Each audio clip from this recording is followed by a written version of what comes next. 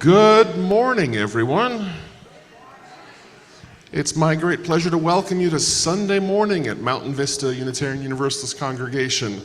No matter where you are, here with us, watching online, or if you're someone watching us down the road somewhere on our YouTube channel, we're glad you're here. And I think I can safely say you're exactly where you're supposed to be.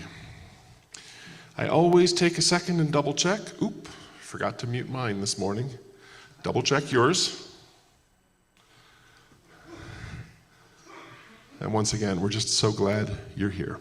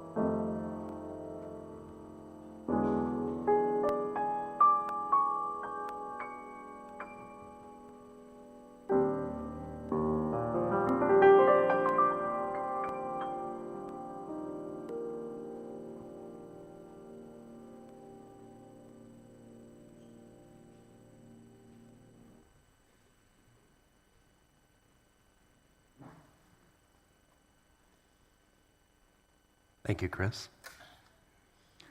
Welcome to Mountain Vista Unitarian Universalist Congregation. I am Reverend Matthew, the pastor alongside this secular faith community, and yes, I am recovering from a cold. But I want to welcome you all today with this. Happy birthday. Happy birthday, because today is our annual celebration of the birthday of life, the universe, and everything. 13.7 billion years ago today, because we don't really know the exact date on our calendar, so give or take a few days, the universe came into existence with a big bang. In that instant, everything that can be, all of time and space and energy and matter, had a birthday, which I believe goes, "This happy birthday," in American Sign Language. All that ever has been, ever will be, ever can be, including and always including love, came into existence. So, happy birthday to the vast void, and the glorious galaxies and the countless stars, to the comets and the asteroids, and to the planets, to this third rock from the sun, a fragile place with all of its wondrous beauty of water and land and sky. Happy birthday to all life on earth, the fungi and the plants and the animals evolving over time to breathe and to eat and to grow. Unpredictable. Everything that came into life feeling hunger and pain, as well as compassion and joy, and always, always love. So give or take a few days in the year, happy birthday to you as well. Whoever you are, wherever you are, however you are participating here in our sanctuary or through our live stream or watching on a recording sometimes later, happy birthday. We celebrate you, your beautiful life, your whole and holy existence, your sorrows, your joys, and your love. Always, always your love.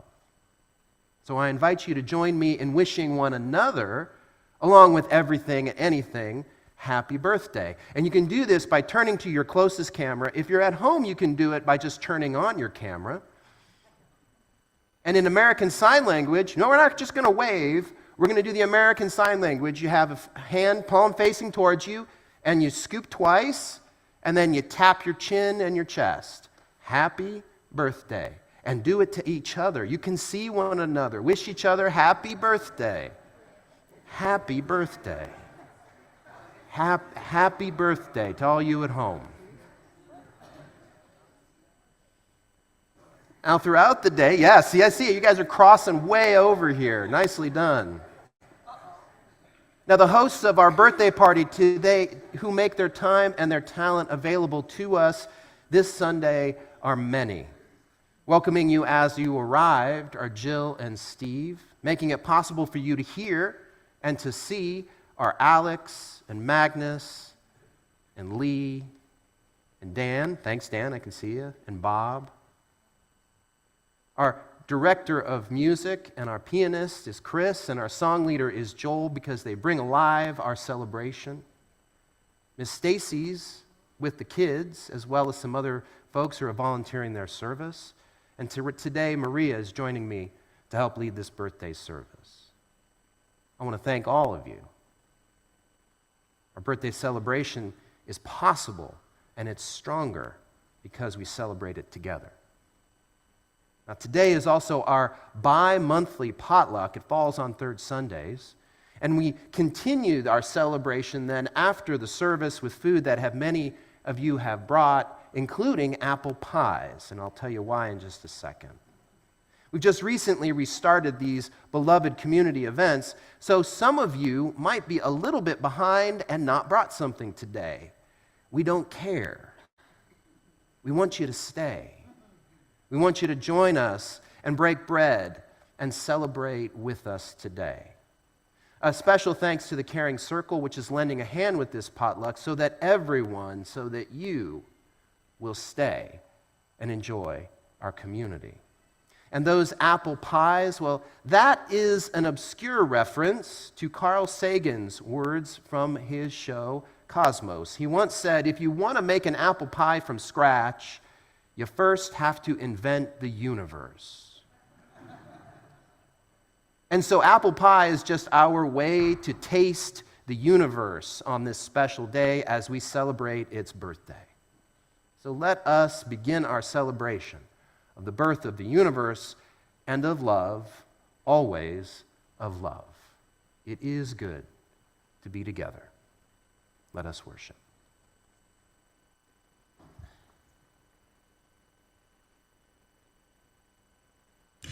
Good morning. Our chalice lighting today is Love Can Transform the World by Reverend Maureen Killoran. Love is the aspiration, the spirit that moves and inspires this faith that we share. Rightly understood, love can nurture our spirits and transform the world. May the flame of this chalice honor and embody the power and the blessing of the love we need, the love we give, the love we are challenged always to remember and to share.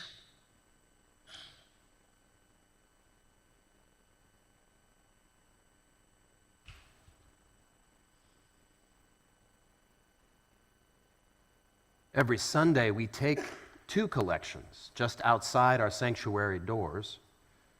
It's funny, when I get sick, my Sonoran accent comes out more. I don't know if you're hearing it, but I certainly am. One of our collections is in a wooden bowl for the support of our congregation, and the other is in a woven basket for a partner organization that we focus on for the entire month. This month, our woven basket is for UU Jazz, our statewide justice ministry uniting all 11 of our Unitarian Universalist congregations here in Arizona. Now, I served on the board of UU Jazz shortly after it was founded. It was just getting off the ground, but it focused on bringing relational justice to Arizona through our congregations. And it suggested to me a future that I wanted to help bring about. As I mentioned earlier, I was born and raised here in Tucson, and I grew up always wanting more for my home state, for the injustices of our past, the needs of our present, and the potential of our shared future. Through my years with UU Jazz, I learned about the slow and steady process to genuinely create relations with indigenous communities, like the Otham and the Yaqui live here. This is their unceded land. But it was relationships beyond just recognizing their existence in land acknowledgments. With UU Jazz, I found a means to show up with other Unitarian Universalist congregations when they were in need, but also for the needs of historically marginalized communities, not just once, but over and over and over again for as long as the need existed. And I worked with Unitarian Universalists across Arizona to meet with our elected officials and to talk about, but most often to demand, that we create a better future for us all together. And that's what UU Jazz stood for then, it's what it stands for today, and it's how it will serve Arizonans in the future. All of your gifts, those given to MVUU in the wooden bowl, and those given to UU Jazz in the woven basket, all that you give will be gratefully received.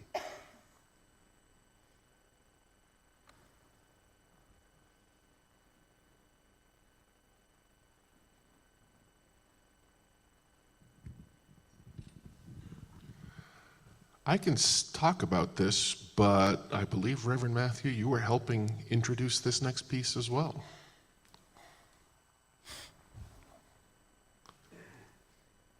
Well, I suppose I have to be responsible for it, yes.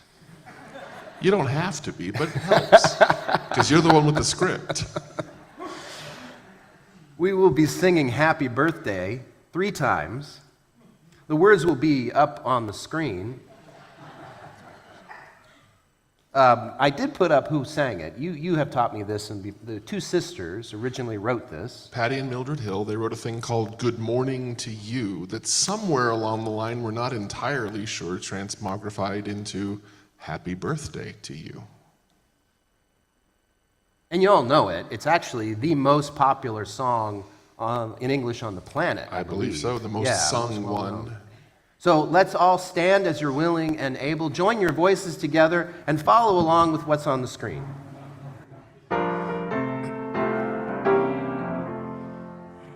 Happy birthday to you. Happy birthday to you. Happy birthday, dear universe. Happy birthday to you. Second time through. Happy birthday to you. Happy birthday to you. Happy birthday, dear universe. Happy birthday to you. You might see where this is going. Happy birthday to you. Happy birthday to you. Happy birthday, dear universe. Happy birthday to you. Thank you. You may be seated.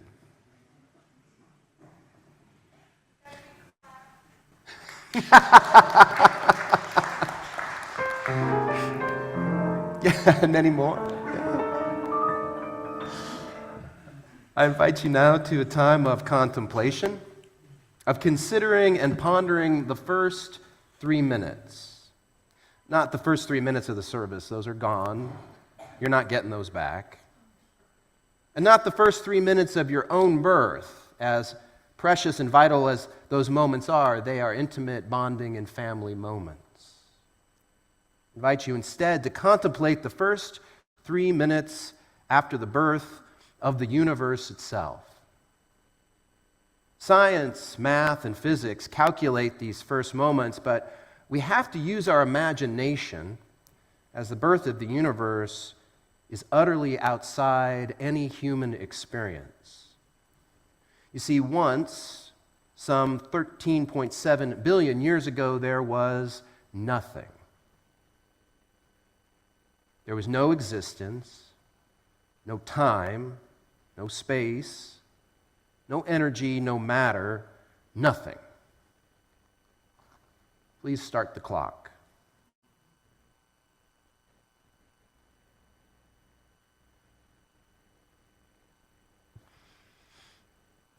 In an unexplainable flash, an indefinable bang, an ineffable explosion, there are big words, mysterious words that are never quite adequate. The universe flared forth into being. Now, those last 6 words are from the imagination of the cosmologists Brian Swimme and Thomas Berry in their book, The Universe Story, and they continue their tale. All the energy that would ever exist in the entire course of time erupted in a single quantum reality, a singular gift, existence. Time begins simultaneously with the birth of existence. Space, too, unfurled out of the potentiality that has continued to unfurl each instant of cosmic existence. End quote. Far from orderly, the forces that were flaring forth were primordial and chaotic and volatile. Cosmic existence was born as temperatures unimaginably hot, forces inconceivably pressurized, began to just sort themselves out into energy and into matter. Hydrogen was the very first to emerge within those first 3 minutes. It would take most of the following 13.7 billion years of cooling and changing and evolving for the rest of the periodic table to be sorted out. For life to begin, though, is at the tail end of that. For the universe to take shape as we know it, so that we could be here together today, is at the very last moments of 13.7 billion years. But those original hydrogen atoms formed in those first 3 minutes, they're here, right now, in you. That's not metaphor. That's not poetic imagination. That's a scientific fact. Just about 10% of your body is composed of that primal hydrogen, the very same stuff. These atoms are a gift, direct and unbroken from the start of the universe to you. And what comes alive through you, distinct and wonderful and singular, is the unfurling of the universe itself. What comes through each of us is the constant realization of the universe continuing to expand in what we dare to create from this instant into the future. In those first 3 minutes of all there is, was, or will be, the unpredictable potential of you was there. It's in you right now.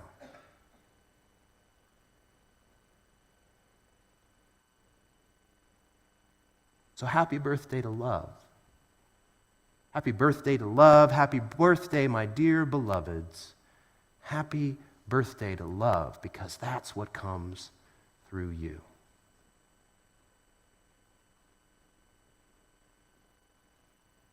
I invite you to join me in a responsive reading. The words will be projected. I'll read the ones in the top left. You take the italicized ones on the bottom right. Out of the stars in their flight, out of the dust of eternity, here we have come. Stardust and starlight mingling through space and through time.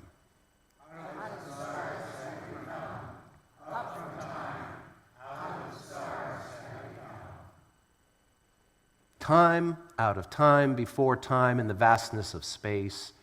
Earth spun to orbit the sun, earth with the thunder of mountains newborn and the boiling of seas. Earth warmed by the sun, lit by sunlight, this is our home, out of the stars have we come. Mystery hidden in mystery, back through all time. Mystery rising from rock in the storm and the sea.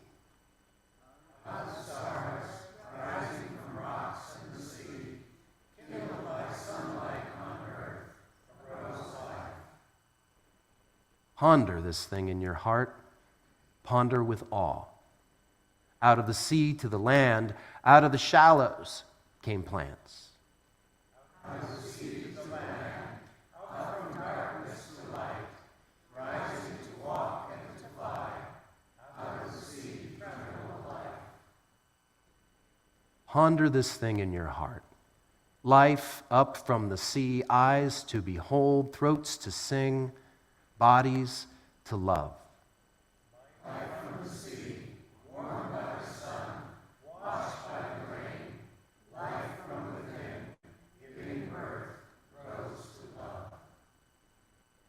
This is the wonder of time.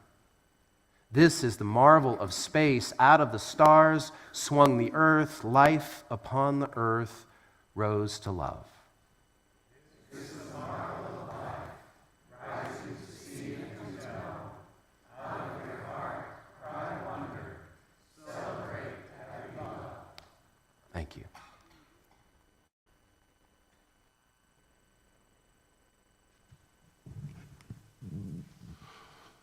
Now, let us stand and sing a great old hymn from American tradition, shape note tradition, Southern harmony, This Old World, talking about, well, this old world. And in spite of the pain and sorrow, it still turns out okay.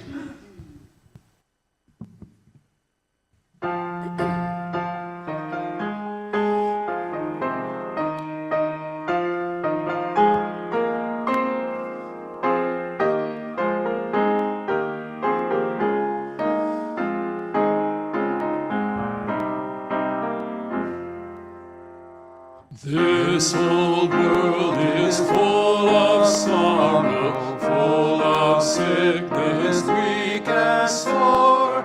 If you love your neighbor truly, love will come to you the more. We're all children of one family, we're all brothers, sisters too. Cherish one another, love and friendship come to you. This old world is me a garden, full of fragrance, full of grace. If we love our neighbors truly, we must meet them face to face. It is said, now love thy neighbor, when we know well that is true. Thus the sum of human labor, true for me as well as you.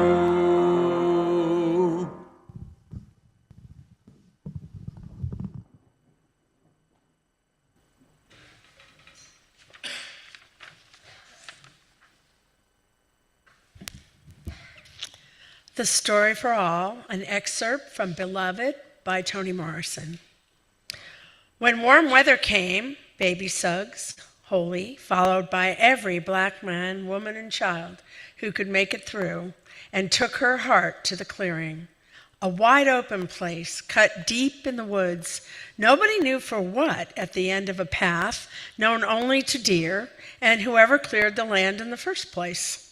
In the heat of every Saturday afternoon, she sat in the clearing while the people waited among the trees. After situating herself on the huge, flat-sided rock, baby Suggs bowed her head and prayed silently. The company watched her from the trees.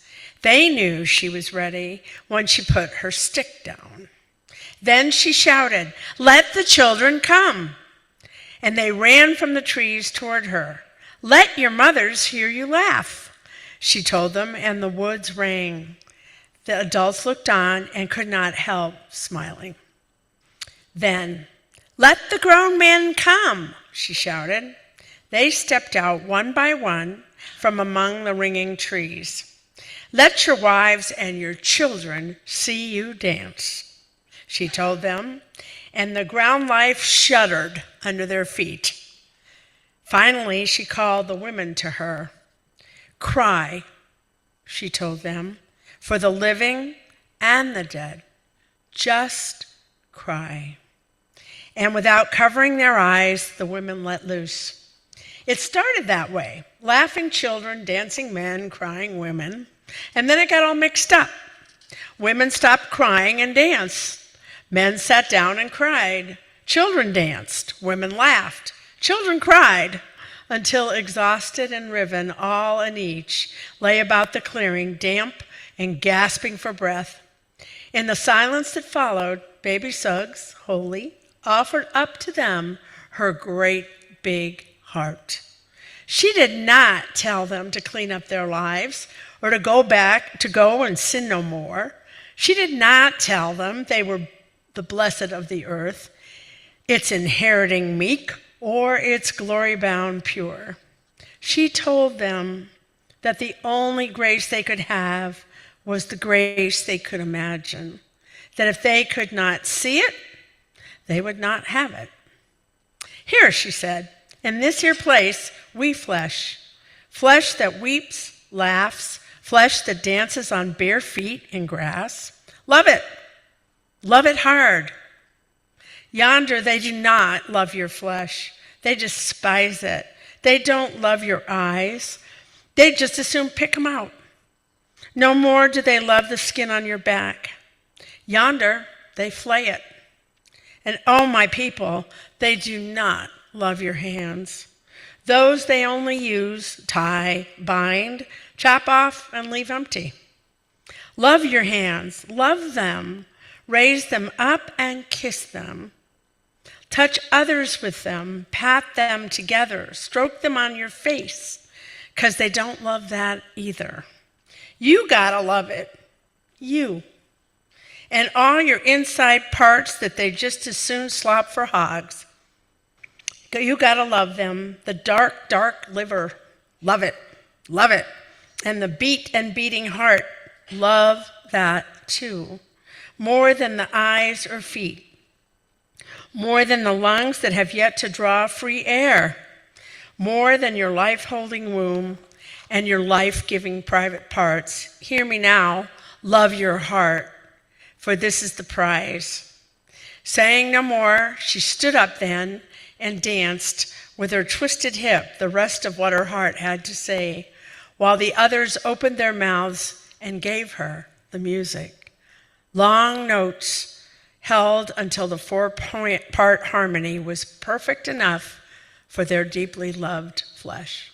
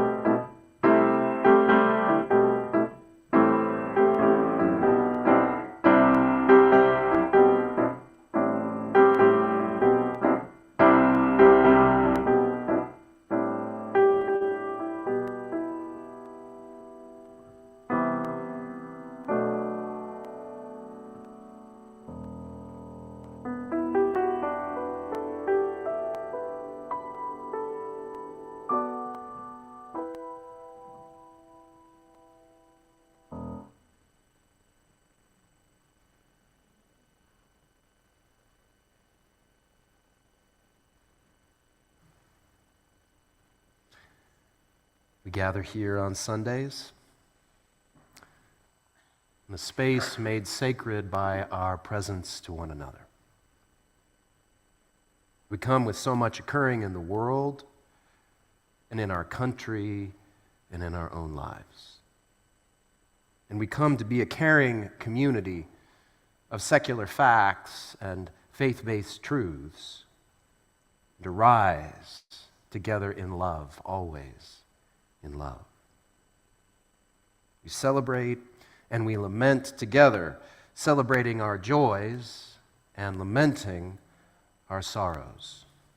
We pour out water that we have collected from Sonoran skies, from around the world, from the taps in our own homes.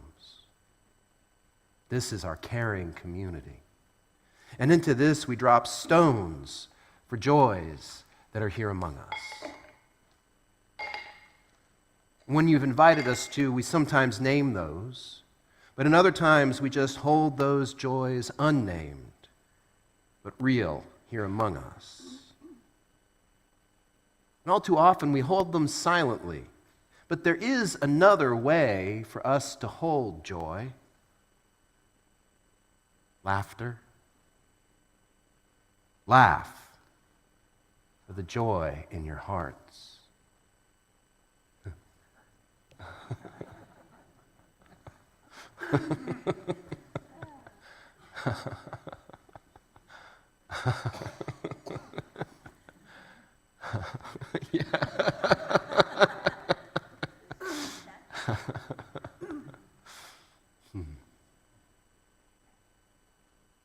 And into the water of community, we also drop stones for our sorrows.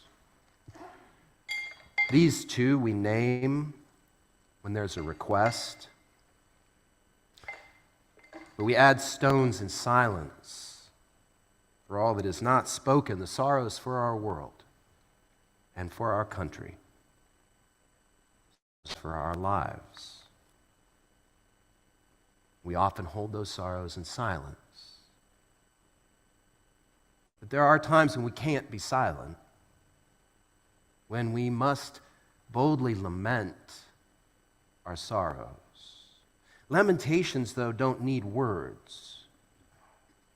They can just be a sound. It can be a groan or a moan or a cry rising from your own heartbreak. If you're daring enough and you're bold enough, cry. Cry for your heartbreak.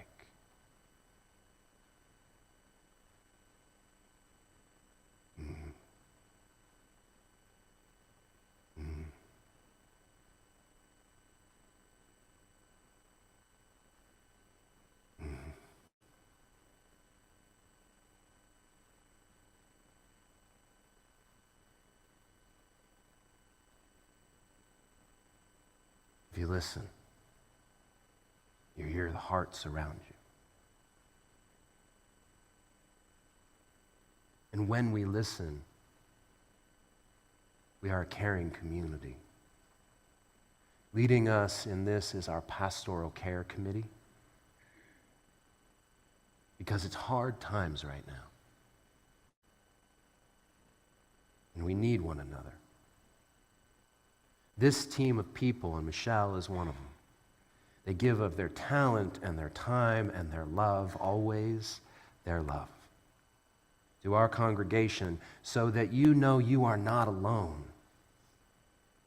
Our pastoral care committee listens, and then it leads our entire community to respond to what's been spoken, to what we hold in silence, and to the sounds of our heartbreak and to the joy of our laughter. Please, reach out to us. Let us know what is sounding for you so that we can be a caring community of love, always of love, together.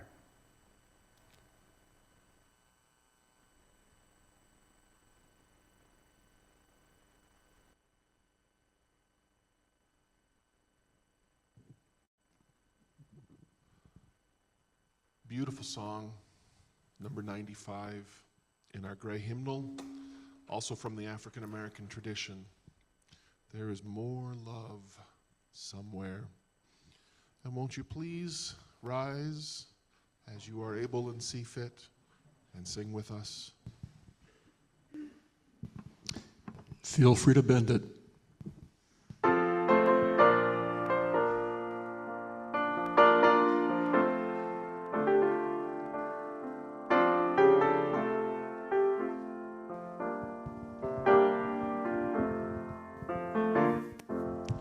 There is more love somewhere.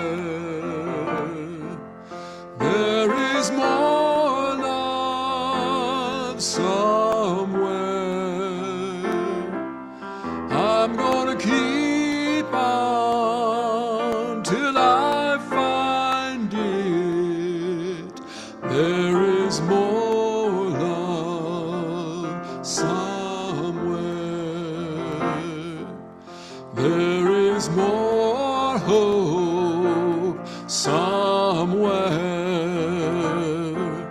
There is more hope somewhere. keep on till I find it. There is more hope somewhere. There is more peace somewhere. There is more peace somewhere. I'm gonna keep on till I find it. There is more peace somewhere.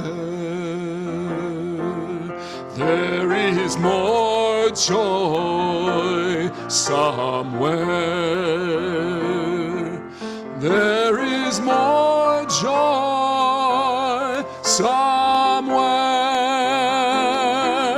I'm gonna keep on till I find it. There is more joy somewhere.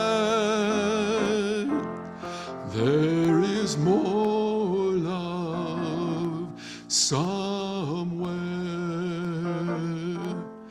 There is more love somewhere.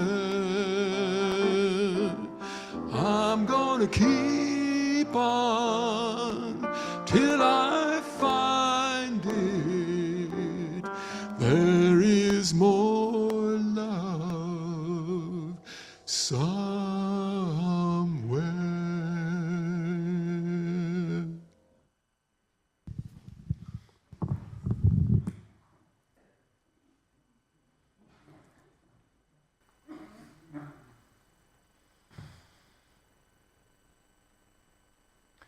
Have you ever said a word so many times that its meaning slips away?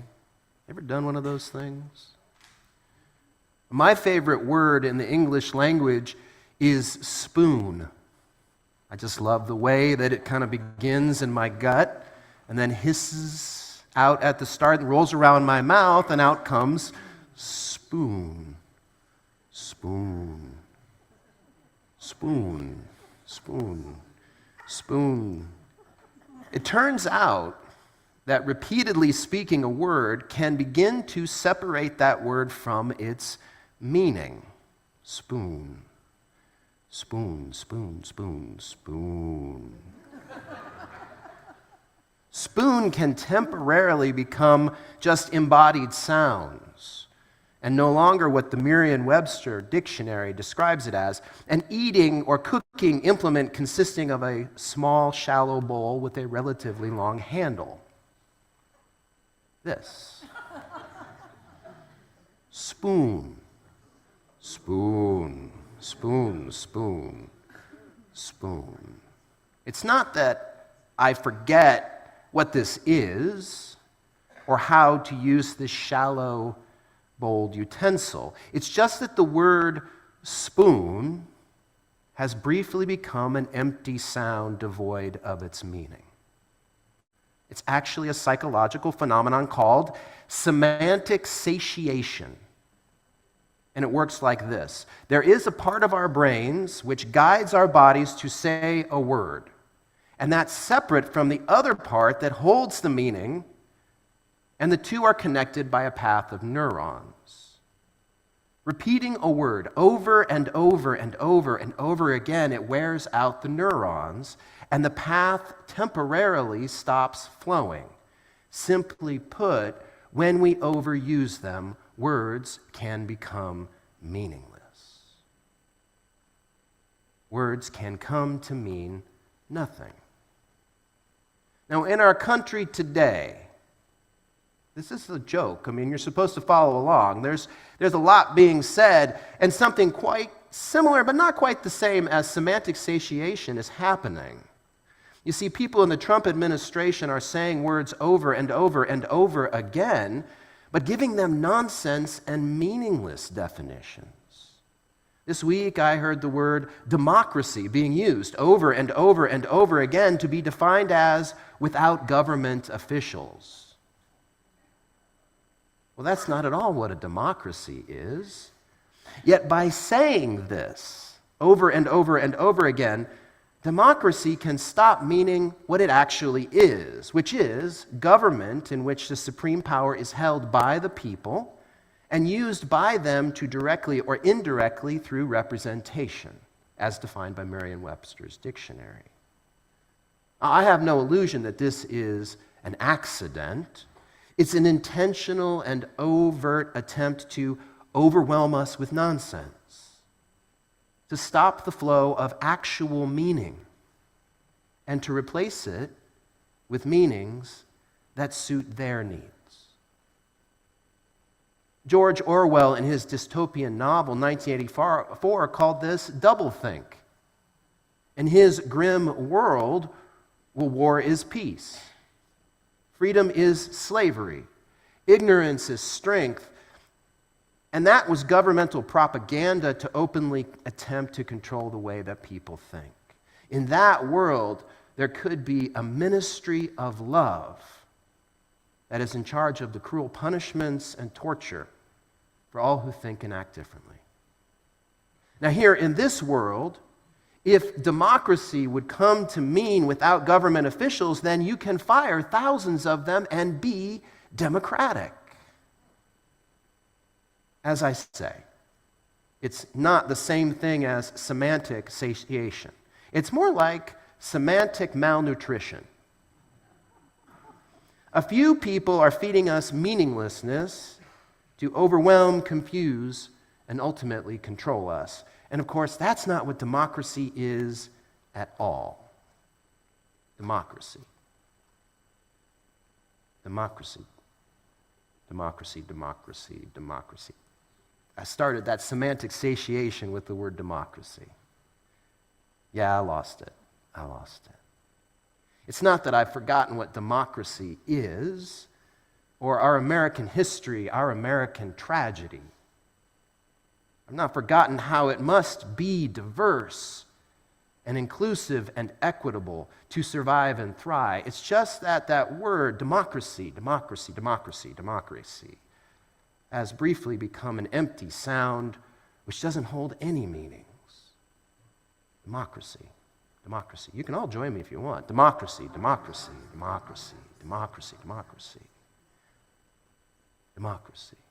When we repeat it together, it sounded like a chant. Maybe an embodied mantra or a community contemplation. You know, there's a neuroscientist, Bernard Bars, who's observed that word repetition is a near universal practice of contemplative traditions. That is, world religions have long intentionally used techniques like semantic satiation to move people beyond the meaning of words, to begin to experience them in deeper and deeper ways, if only temporarily. He notes that the use of an inner syllable, a vocalized chant, a repeated breathing technique, a precise body posture, a highly practiced skill like archery, a hand gesture, a whirling dance, or a martial art movement are all intentional means to arrive at what he calls consciousness without content. I have my mala beads and a mantra given to me by one of my teachers, neti neti, which is Sanskrit for not this, not that. And I wear these all the time, as my sons can attest. And usually when they catch my attention, typically when they get caught on something, I repeat to myself, neti neti, neti neti. And I often find myself with a meaning beyond words, beyond meaning, simply into being. Neti neti, neti neti. And I enter a state which is different than waking or dreaming states. It's a state just of being, simply being. It's beyond words.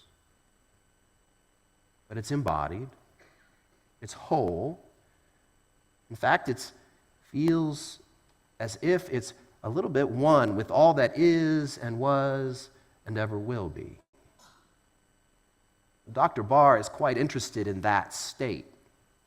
And he suggests we study the sense of universal oneness more scientifically. What he doesn't do, and yet feels equally important, is to explore what comes next when we return from experiencing universal oneness to our lives of conscious content. The experience we might have had is beyond words, but we don't forget it. We can't. It has become part of who we are, and it connects us to all that there is. I've found that after simply being, accidentally or otherwise, when I'm not working or doing or performing, but I'm just existing at one with the universe, then something new is born.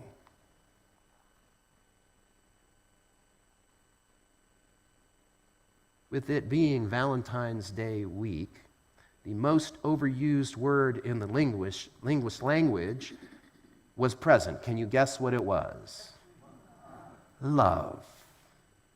We got a heaping spoonful of different meanings of love this week, from the romantic to the familial to the friendly to even the erotic and so on. With so many meanings vying for our attention and some of them being force-fed to us, if we're not careful, the word love can just become an empty trope. Or worse, we might buy into a single meaning to hold up above all others. But what if, instead of this, we use the prevalence of the word love to practice some intentional semantic satiation?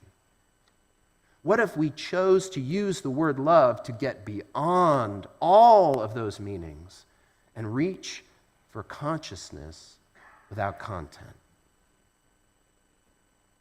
Love. Love. Love. You can join me if you want. Love. Love. Love. Love. Love. Love. Love. Love, love, love. Keep going. Love, love. Speak it as a communal contemplation. Keep going. Mass meditation. Speak it as a personal prayer. Love, love. Say it as a sound for your joy, as an echo for your sorrow. Say it until you move beyond meaning. Say it beyond the lies that are intended to overwhelm you. Say it until you touch oneness.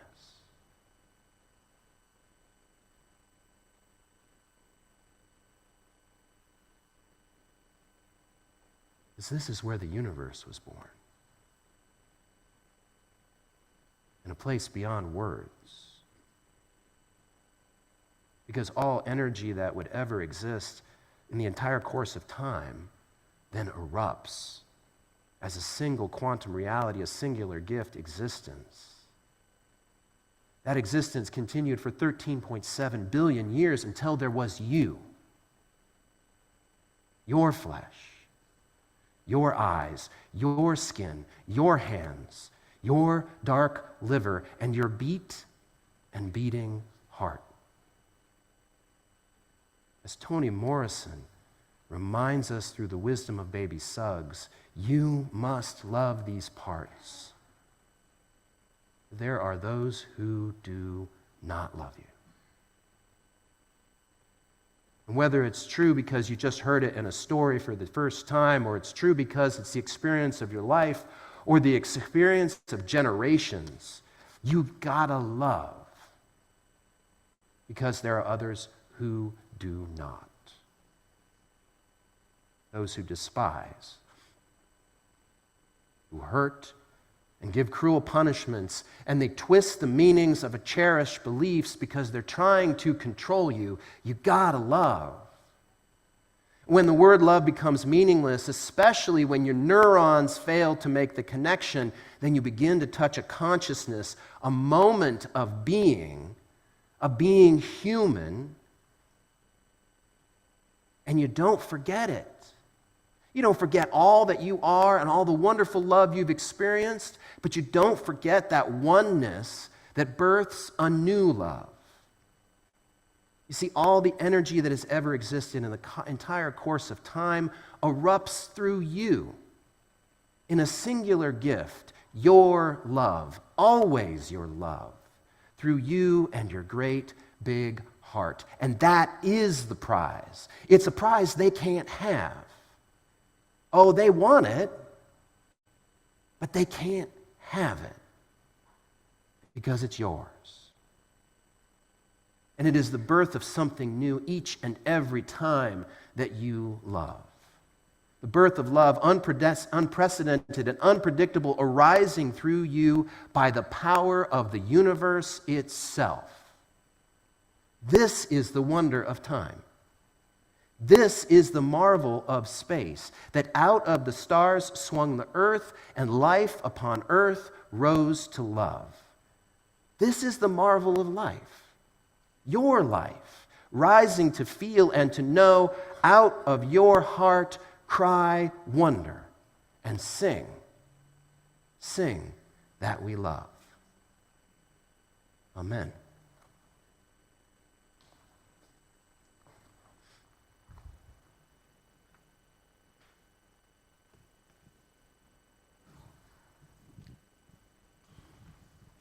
This song by Jason Shelton was born in a difficult time, like a lot of great songs were.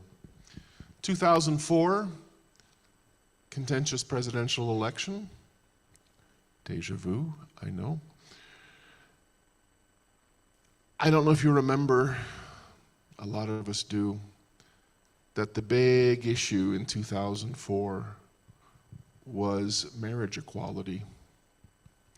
And in many ways, George W. Bush coasted into office for a second term because of all the very strong and sometimes quite badly worded anti-marriage amendment propositions, constitutional amendments that were put on state ballots.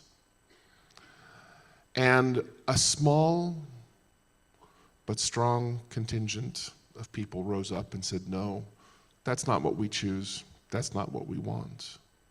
And out of that, Jason Shelton wrote a great song, originally titled and sung as Standing on the Side of Love, because we choose to side with love. And later revision to it turned it into Answering the Call to Love. Would you all join me? Stand as you wish and sing with us. It's 10:14 in our hymnal supplement, what we call the Teal Book, Answering the Call to Love.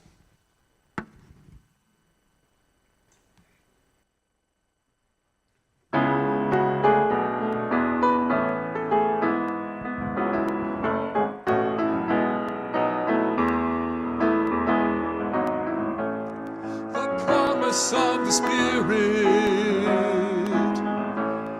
faith, hope, and love abide. And so every soul is blessed and made whole. The truth in our hearts is our guide. We are answering the call to love. Hands joined together as hearts beat as one. Emboldened by faith, we dare to proclaim we are answering the call of love. Sometimes we build a barrier to keep love tightly bound, corrupted by fear, unwilling to hear, denying the beauty we've found. We are answering the call of love. Hands joined together as hearts beat as one. Emboldened by faith, we dare to proclaim we are answering the call of love. A bright new day is dawning when love will not divide. Reflections of grace in every embrace, fulfilling the vision divine. We are answering the call of love. Hands joined together as hearts beat as one. Emboldened by faith, we dare to proclaim we are answering the call of love. We are answering the call of love.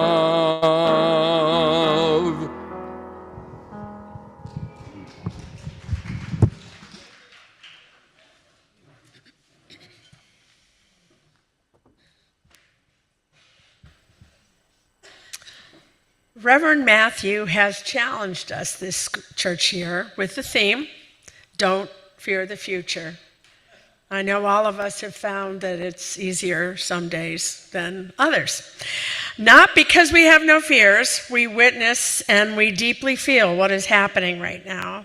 He's challenged us this way because he believes, he knows, we are a powerful people who from our center of loving power and powerful love, engage, love, and transform ourselves and the world through and beyond all our fears.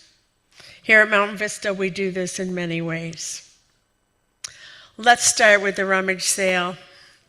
Our rummage sale last week brought in $2,300, surpassed their goal. Thank you, first of all, for all the stuff. Lots of stuff. And hard work to open to our neighborhood, to share our values, and to have a successful fundraiser. Thank you to Melody and Charlie for organizing us.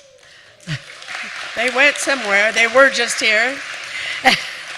They write, our hearty thanks to all of those who helped with the rummage sale last weekend. Jill, Deb and Tom, Sawyer, Robin, Renee and Dawn, Gail, Kelly, Leanne, Melanie, Alan, Irene, Sally, Robin and Magnus, Donna, Pi and Zombor, Ann, Pat, Connie, Yana, and Katie.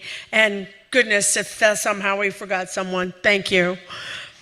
It takes a village to run a rummage sale.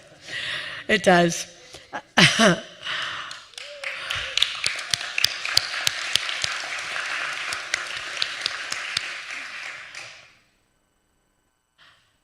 Okay. Peace Fair Music Festival. We join with others to bring about the transformation of our world that we believe is possible. On Saturday, February 22nd, 11 a.m. to 4 p.m. at Armory Park in downtown Tucson, the Tucson Peace Center will host its 41st fair and festival. The Baja Four are 4 Unitarian Universalist congregations in southern Arizona are coming together to sponsor a table so that we can bring our faith to this family-centered event for peace. And on to leadership. Tom.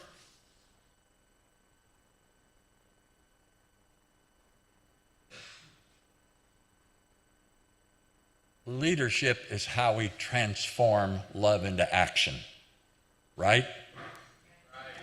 So on Saturday, next Saturday, the 22nd at 9:30, we're going to host a forum on leadership here for anybody interested in how leadership functions in this church.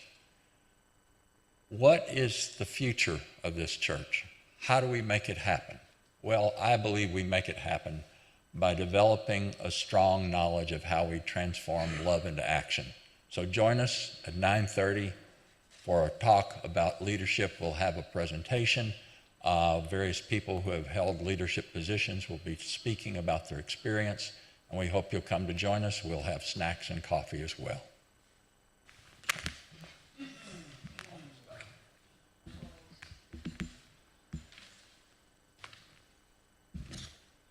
Mountain Vista is coming to a time of jubilation.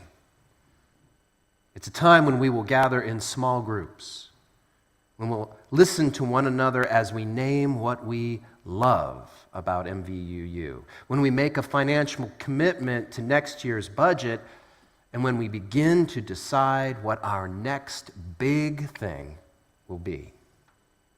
It's a stewardship campaign. And we call it a stewardship campaign rather than a pledge campaign because a pledge is only a small part of it.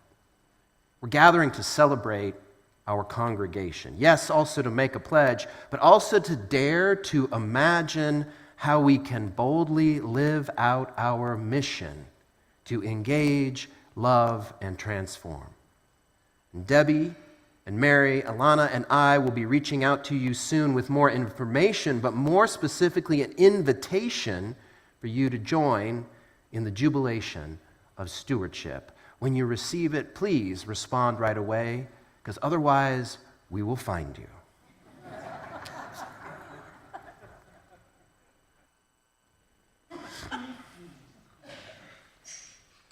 Okay. So I was a child of the 50s and a teenager of the 60s. And as I was thinking about our service today and the words, "Happy Birthday, Love," the thought in my head was, I'm sure this could all be best said with lyrics from a Beatles song. Surprise. So as we extinguish our chalice today, let's breathe in some of the words from All You Need Is Love by John Lennon and Paul McCartney. There's nothing you can do that can't be done. Nothing you can sing that can't be sung. Nothing you can say, but you can learn how to play the game. It's easy. Nothing you can make that can't be made. No one you can save that can't be saved. Nothing you can do, but you can learn how to be you in time. It's easy. All you need is love. All you need is love. All you need is love.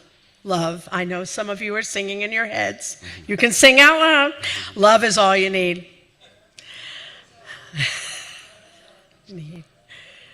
There's nothing you can know that isn't known. Nothing you can see that isn't shown. There's nowhere you can be that isn't where you're meant to be. It's easy.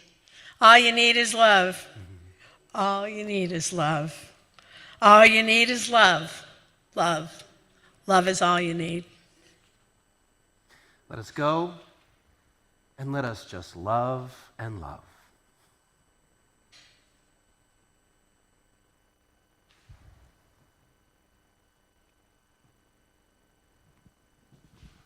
Okay.